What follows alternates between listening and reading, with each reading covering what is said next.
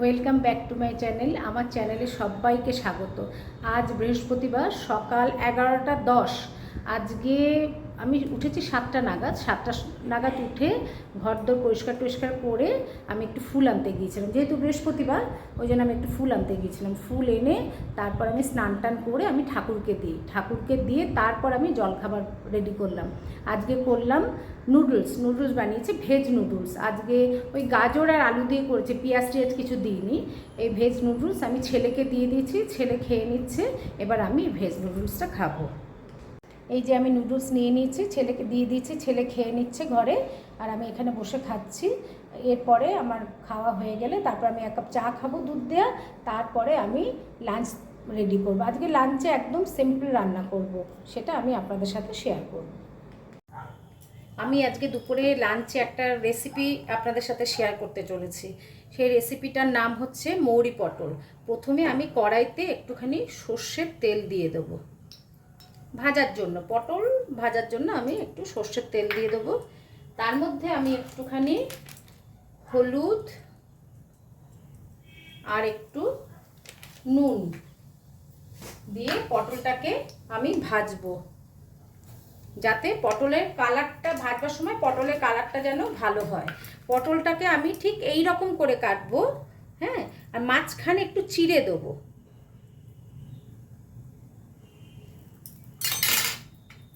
এই দেখুন, মাঝখানে আমি একটু চিড়ে দিয়েছি। প্রত্যেকটা পটলের গায়ে আমি একটু একটু, পুরো কাটবো না, মাঝে মধ্যে একটুখানি করে চিড়ে দেবো।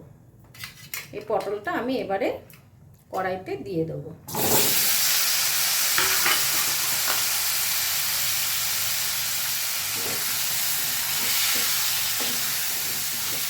যতক্ষণ না পটলের গায়ের রঙটা একটু লালচে লালচে হয়, ভাজা ভাজা যতক্ষণ না হয়, ততক্ষণ আমি একটু পটলটাকে নেড়ে চেড়ে নেব। এই দেখুন, আমার পটলটা ভাজা হয়ে গেছে, একটু লাল রং ধরে গেছে। এবারে আমি পটলটাকে নামিয়ে দেব। যেহেতু এটা মৌরি পটল নাম রেসিপিটার, ওই জন্য আমি কি করব, একটু মৌরি আর শুকনো লঙ্কা আমি একটুখানি ড্রাই রোস্ট করে নেব। এই যে আমার অনেকটা ভাজা ভাজা হয়ে এসছে। একদম পুড়িয়ে ফেলবো না, তাহলে কিন্তু তিতো হয়ে যাবে। একদম অল্প অল্প নেড়ে চেড়ে নামিয়ে দেবো। এবারে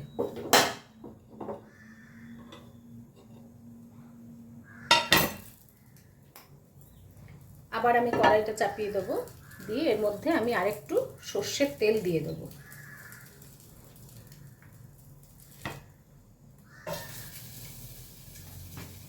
এর মধ্যে আমি একটু জিরে আর তেজপাতা দিয়ে দেবো।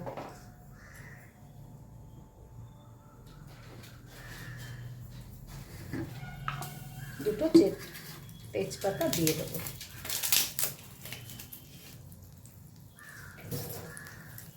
এটা কিন্তু ভাত রুটির সাথে খেতে খুব ভালো লাগে। আপনারা করে দেখবেন এবং আমাকে কমেন্টসের মাধ্যমে জানাবেন যে কেমন হয়েছে খেতে। তারপরে আমি এটার মধ্যে পেঁয়াজ দিয়ে দেবো। আপনারা চাইলে পেঁয়াজ দিলেও দিতে পারেন, না দিলেও না দিতে পারেন। যদি পিওর ভেজ খেতে চান তাহলে পেঁয়াজ দেওয়ার কোনো দরকার নেই। এই দেখুন, পেঁয়াজ দিয়ে দিলাম। আমি একটু পেঁয়াজ দিচ্ছি।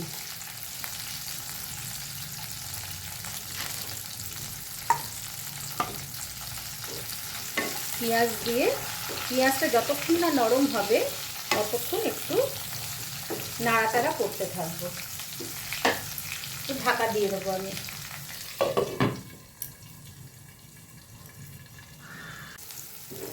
আমার পেঁয়াজটা নরম হয়ে গেছে।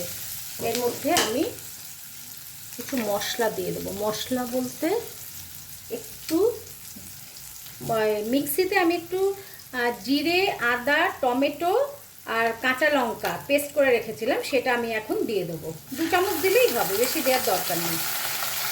ব্যাস। আর একটু ধনে গুঁড়ো দেবো।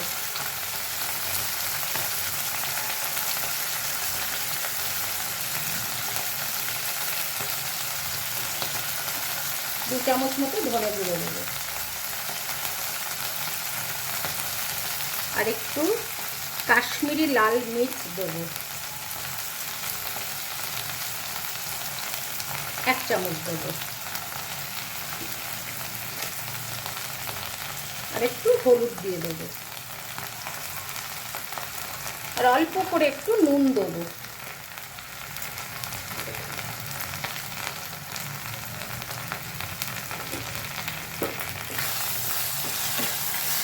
দিয়ে নাড়াচাড়া করবো।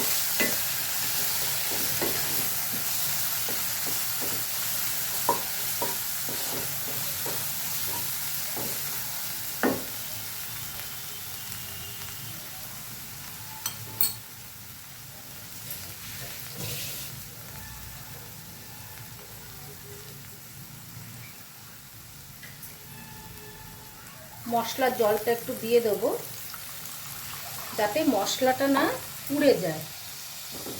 একটু নেড়ে ছেড়ে নেব। মশলাটা যখন ভাজা ভাজা হয়ে যাবে, অর্থাৎ তেলটা যখন ছেড়ে যাবে না, তখন আমি করব, পটলটা দিয়ে দেবো।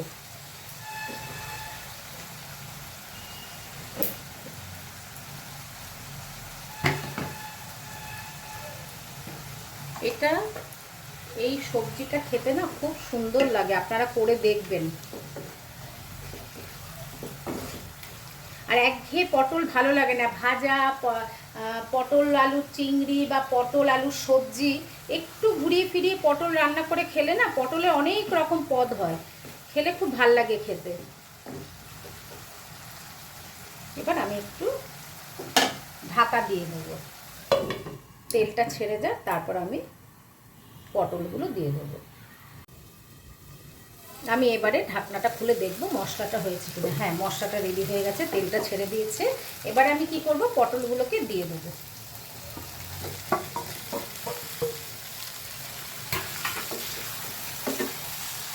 দিয়ে হালকা করে নাড়াচাড়া করে আমি এবারে একদম সিম করে, গ্যাসটাকে সিম করে আমি একদম করবো, ঢাকা দিয়ে দেবো। আর এই পটলের সবজিটাতে কিন্তু জল দিলে চলবে না, জল দিলে খুব বাজে খেতে লাগবে। একদম ধিমি আঁচে এটাকে রান্না করতে দিতে হবে। এই দেখুন পটলটা আমার অনেকটা নরম হয়ে গেছে, এই যে নরম হয়ে গেছে। এবারে আমি কি করব, লাস্টে জলের বদলে আমি দুধটাকে দিয়ে দেবো। এটা দুধ দিয়ে কিন্তু পটলটাকে একদম নরম করতে হবে, সিদ্ধ করে নিতে হবে। আবার একটু ঢাকা দিয়ে আমি রেখে দেবো, আর গ্যাসটাকে একদম কমিয়ে দেবো।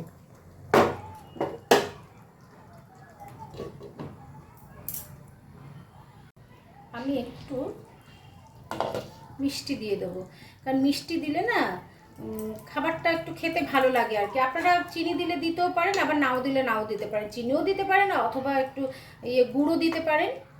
আমি একটুখানি মিষ্টি দিলাম, যেহেতু দুধ দিয়ে তৈরি করা হচ্ছে তো একটু মিষ্টি মিষ্টিই ভালো লাগবে এই সবজিটাতে।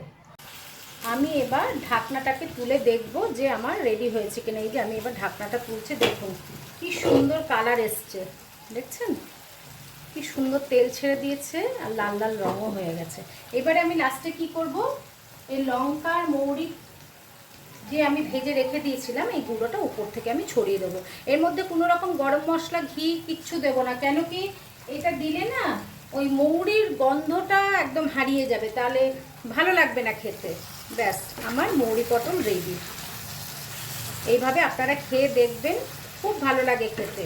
আর আমাকে অতি অবশ্যই কিন্তু কমেন্টস করে জানাবেন যে কেমন লাগলো।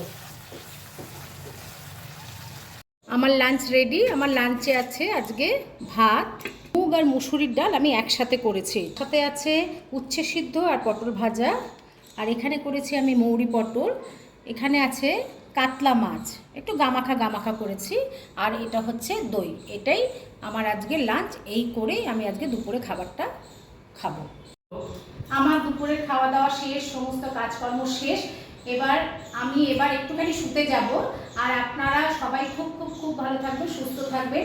আর আমার ব্লগটা যদি একটু ভালো লেগে থাকে, তাহলে আমার চ্যানেলটাকে আপনারা লাইক, শেয়ার, কমেন্ট, সাবস্ক্রাইব করে আমার পাশে থাকবেন।